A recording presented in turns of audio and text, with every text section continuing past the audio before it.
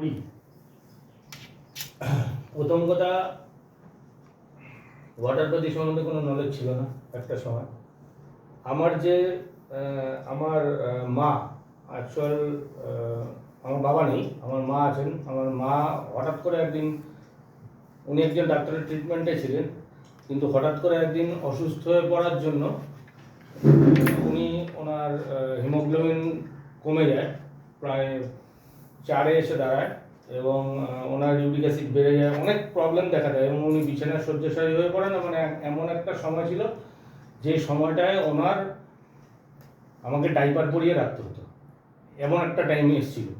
এবং সে সময় আমারই ফেসবুক আমি খুবই ইউজ করি, প্রচুর, অনেক আগে থেকে ইউজ করি, 2015-14 থেকে ইউজ করি। তো ফেসবুকে ঘুরতে ঘুরতে আমার যে সিনিয়র আছে, এখন ও বিশ্রামে, কিন্তু নেই এখানে, নবাব। তো স্যারের, আমি যদি হার্ট হই তো ওই পাশে আরেকটা কিছু যদি থাকে সেটা নবাব। তো স্যার প্রচণ্ডই ভালোবাসেন নবাবকে, এবং নবাব আমাকে একদিন, ওরই ফেসবুকে আমি রয়েস ইন্ডিয়ার অ্যাড দেখতেই দেখছিলাম কয়েকদিন ধরে, তো পোস্ট করছিল, কিন্তু আমি বুঝতে পারিনি ব্যাপারটা কী হয়েছে। আমি ওকে একদিন ডেকে জিজ্ঞেস করি এই রয়েস ইন্ডিয়ার ব্যাপারটা কী। তো আমি তখন কথায় কথা বলি আমার মার এই অবস্থা।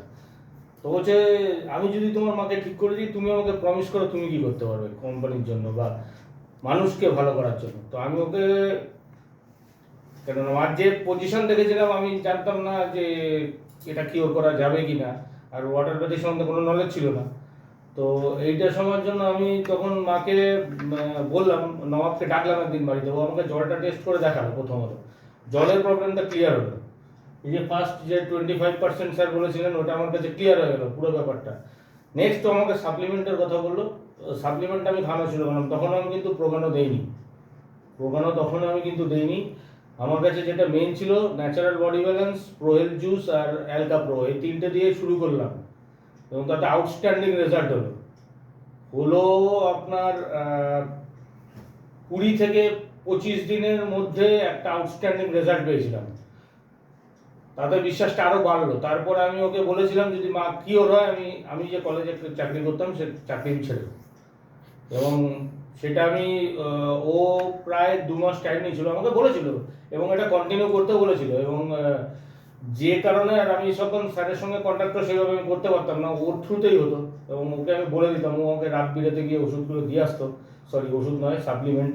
এবং এই বডি ব্যালেন্স প্রোহেল খাওয়ানোর পর যে মা বিছানা থেকে উঠতে পারতো না, এখন মা হাবড়া কনজাস্টেড এরিয়া, প্রচণ্ড হাবড়া বাজার, যারা গেছেন যারা জানেন প্রচণ্ড জ্যাম ট্যাম থাকে, ওখানে মা নিজে এখন বাজার করতে যায়।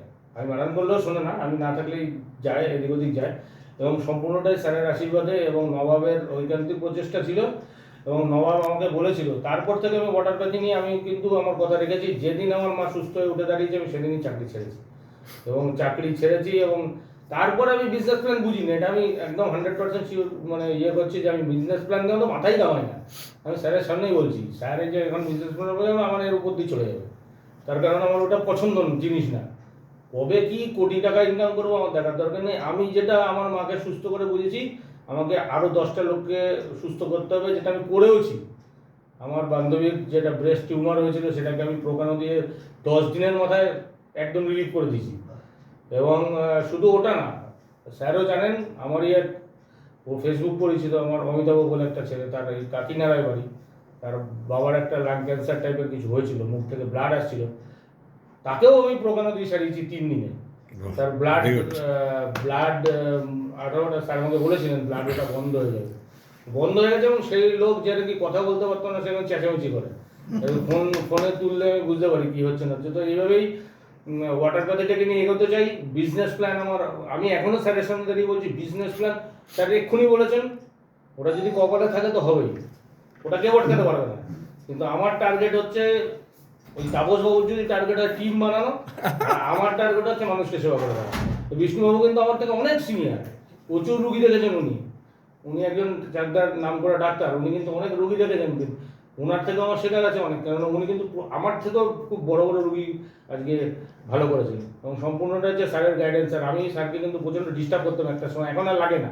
আমি সামনাসামনি বলছি, এখন আর লাগে না। আমি সব মোটামুটি যে ডিসিজগুলো নিয়ে খুব ঘাটতে হয়, সেগুলো সব মেডিসিন আমি জানি। তো স্যারকে এখন ডিস্টার্ব করতে হয় না, কিন্তু একটা সময় গেছে স্যারকে রাত বিরাতে আমি জানাতাম, রাত 11টার সময় ফোন করে, স্যার এরকম অসুখ হয়েছে কি করবো। তো স্যার আমাকে একটা কথাই বলতেন, ক্লাস করুন, ক্লাস করুন, ক্লাস করতে থাকুন, ক্লাস করতে করতে ব্যাপারটা ইজি হয়ে যাবে। আজকে স্যার যেটা গ্যানোডার্মাল লুসিডিয়াম নেমে স্যার পড়ালেন, আমি কিন্তু আমার ডায়েরিটা খুলে দেখছিলাম, কারণ ওটাকে আমি ইউটিউব থেকে, আমি স্যারকে বলেছিলাম ইউটিউব থেকে আমি ওটা মুখস্থ করেছি, মুখস্থ করে আমি ডায়েরিতে লিখেছি, টোটালটা ডায়েরিতে লিখেছি, ডায়েরিতে লিখে পড়েছি। এর জন্য আমাকে স্যার যখন জিজ্ঞেস করলেন যে কতগুলো মাশরুম, আমি কিন্তু একবারে বলে দিচ্ছি 14,000, তার কারণ কিছু কিছু জিনিস আছে, এই যে ন্যাচারাল বডি ব্যালেন্স, অ্যালকাপোর, প্রোহেলথ আর প্রোগানো, এই চারটে যদি আপনি ইউটিউব থেকে ধরে মুখস্থ করে ওটাকে খাতায় লিখে বারবার করেন, আপনার ওয়াটারপ্যাথির মানে 80% রোগ কিওর করা ইজি হয়ে যাবে একদম।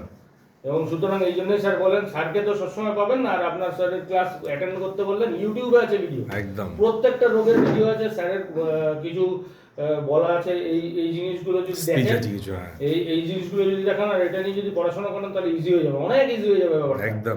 তো অনেক বলে ফেলেছি, আর বলা দিলে স্যারের ক্লাস দিলে হচ্ছে। যাই হোক, সবাইকে ধন্যবাদ এবং ব্যাপারটা